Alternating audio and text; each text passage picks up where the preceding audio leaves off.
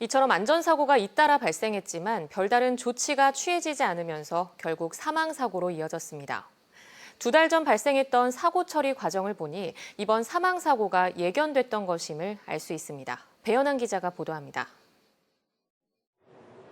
지난 3월 9일 오후 3시 반쯤 산표시멘트 7호기에서 벨트가 돌아가면서 작업 중이던 일용직 노동자가 다쳤습니다.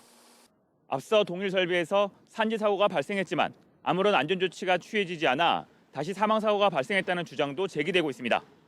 이 설비가 위험했다면 안전하게 설비를 바꿔야 되는 것이고, 만약에 그때 그 당시에는 보수 중이었고 이번 사고가 만약에 보수 중이었다면 다른 조치가 따라왔으면 사고가 났을까?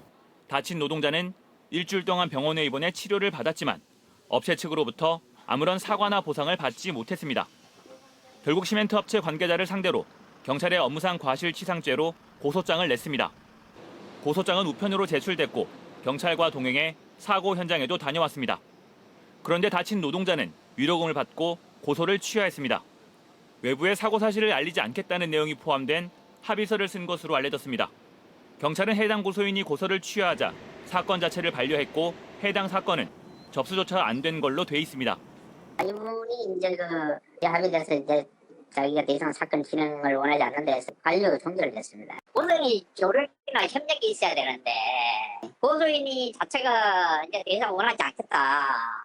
이렇게 하게 되면 사건 수사 진행하기 어렵죠. 경찰청의 범죄 수사 규칙에는 고소 사실이 범죄를 구성하지 않을 경우 반려가 가능하다고 돼 있습니다. 하지만 해당 고소는 범죄 구성 요건을 갖추고 중대한 업무상 과실사고로 볼 수 있는 만큼 인지수사로 전환하는 게 일반적이라고 경찰 법조계는 지적합니다.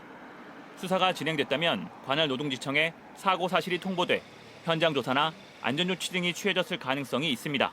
고소장의 고소 사실이 범죄 사실에 대해 구체적으로 기재가 되어 있고 덧붙여서 증거까지 포함이 되어 있으면 이는 수사 단서가 되기 때문에 수사관청에서는 즉시 수사에 임해야 하고 만약 그렇지 않고 고소장을 임의로 반려하거나 수사를 개시하지 않으면 이는 단순히 징계 차원의 문제가 아니라 형법상 직무유기죄에 해당할 수도 있습니다.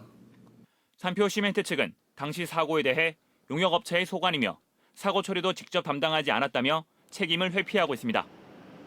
앞선 사고가 적절한 처리 없이 묻히면서 결국 사망사고를 불러온 것 아니냐는 합리적 의심을 지울 수 없는 상황입니다. MBC 뉴스 배현환입니다.